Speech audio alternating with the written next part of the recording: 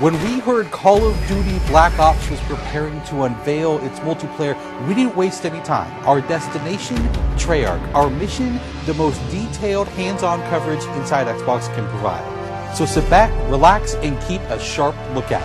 Every feature you hear about in this preview has never before been done in a Call of Duty game.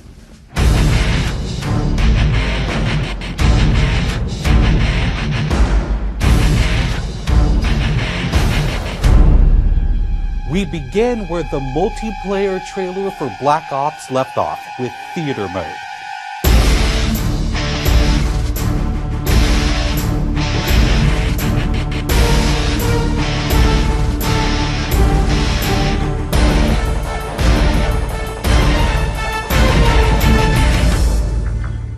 Dan Bunting explains. You can switch the camera from any player's perspective in both first person and third person. You can detach the camera and go into free cam mode, which allows you to fly anywhere on the map, basically. It's really interesting when you pause the game and go into free cam, you just see all the particle effects just in their full glory, just frozen in time, and it makes some really awesome footage. We really want to give players the tools to be creative, make their own machinima, make their own highlight reels. Maybe they're really competitive clans that want to just capture the films from their matches and then go back and analyze what the other team did or whatever. Also brand new to Call of Duty is Black Ops' new currency system. We put the currency system into Black Ops multiplayer principally because we felt like it'd be a very interesting way to engage with all the unlocks that you've been getting.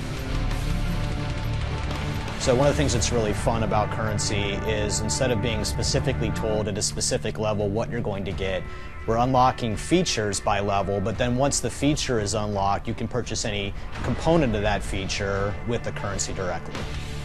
Of course, when you got a little currency jingling in your virtual pockets, nothing feels better than putting it on the line against your fellow players.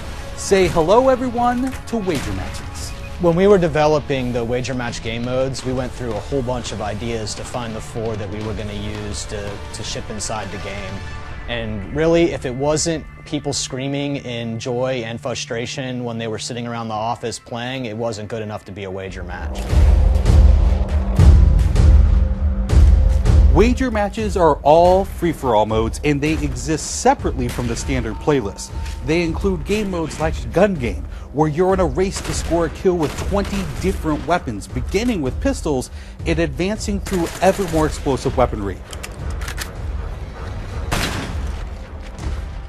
It's extremely rewarding for us as a design team to put something up there that people are reacting to really well and that's slightly different than what they get, and everyone loves the core game. And you have to be very careful when you're finessing the core mechanics of the game. But wager matches let us kind of get our creativity flowing and do some things that you're not normally used to, and then spin them up in unique ways and combine things in ways that you haven't seen before, that you never really thought of, and that wouldn't be appropriate for the core game, but are completely appropriate for wager matches.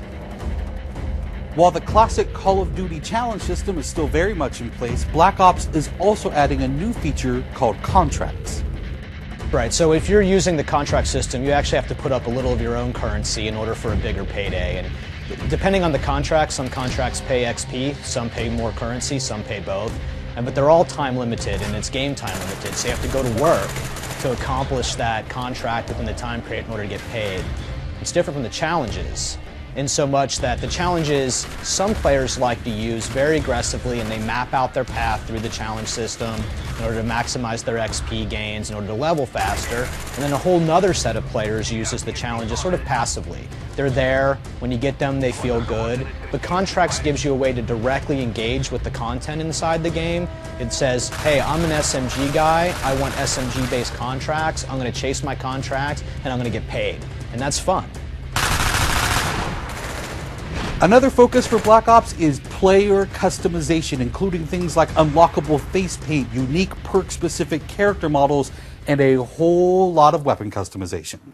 We've been we stole the line from Full Metal Jacket, this is my weapon, this is my gun, and we're chanting that around the office as sort of our mantra for this feature. Originally it started with one of our designers he just made kind of an offhand comment one day where he said, you know, I really have a certain attachment to the weapon that's my favorite. I want to make that weapon mine, and that was all it took.